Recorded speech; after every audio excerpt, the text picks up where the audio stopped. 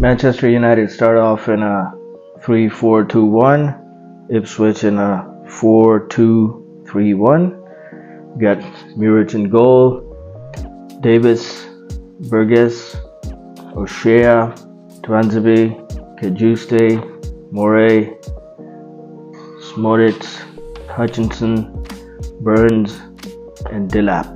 For Manchester United, we got Onana, Mazraoui, De Ligt, Evans, Diallo, Casemiro, Eriksen, Dalot, Garnacho, Bruno Fernandes, and Marcus Rashford. The match started off with a goal within 2 minutes, Manchester United's first attack, and Marcus Rashford ended up scoring.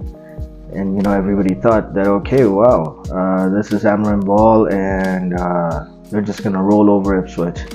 But that didn't really happen, and so that's why we have to analyze what was really going on, because as the match went on, Manchester United were sitting back, and it started looking more and more like Mourinho ball rather than Manchester United playing up here.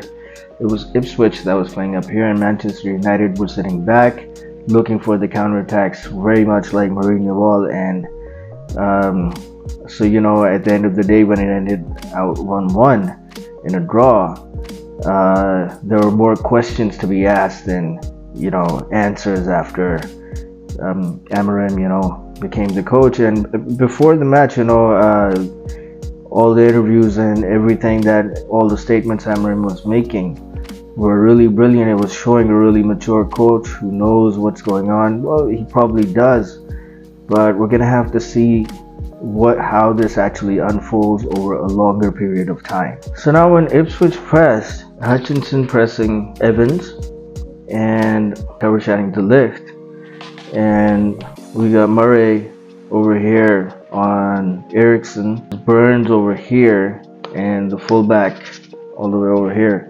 So this is how Ipswich was pressing. It was sort of man-to-man. Burns taking care of Casemiro, and if the ball went here, he would have gone and pressed there. Or this guy over here, he's watching out for the fullback. So Manchester United had their fullbacks high up. The press was sometimes successful, but the question was whether Man United could break Ipswich's press.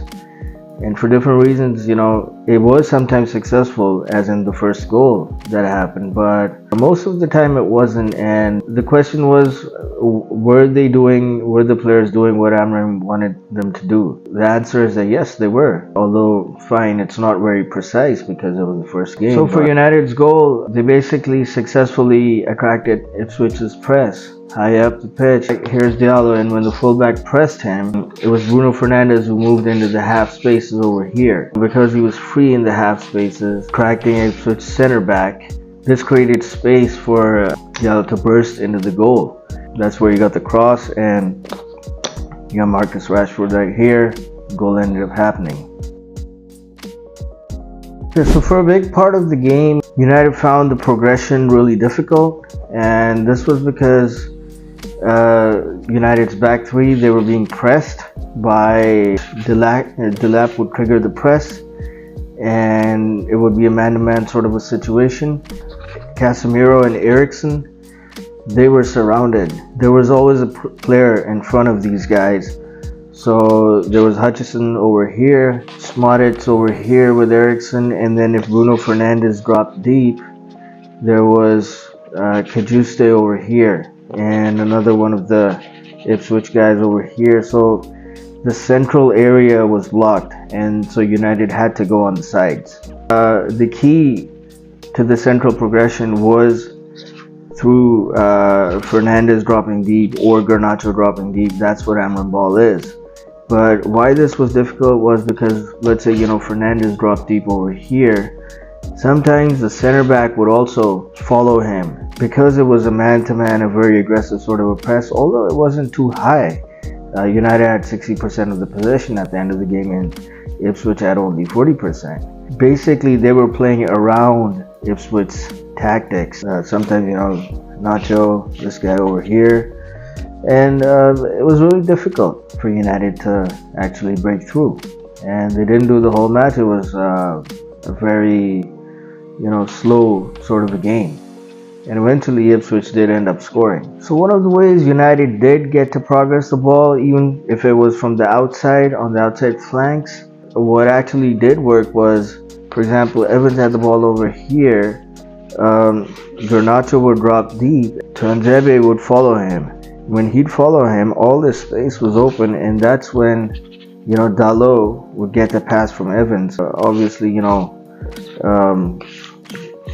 so because this guy was also pressing one of these guys over here, there would be some sort of space over here, but then, there were the center backs to worry about. So, but yeah, they could form a 2v1 sort of situation at times. But this is more of a transitional game, basically. Now, because Ipswich press was sticking tight to the players in the half spaces, what happened was that United often find themselves would find themselves pushed back. And for example, Evans, he's got the ball over here. It's Hutchison pressing him. And over here we got Delap between as a cover shadow between De Ligt and the goalkeeper. This guy over here, he's also pressing one of the center backs and providing a cover shadow with these guys, So what's going, and then if Dalot's over here to get the pass from Evans, you got Burns coming in and pressing Dalot. So it was really difficult for United to get the ball in the half spaces to Bruno Fernandes or Garnacho over here, and that's why it just wasn't really working out. And so it was a good game plan from McKenna.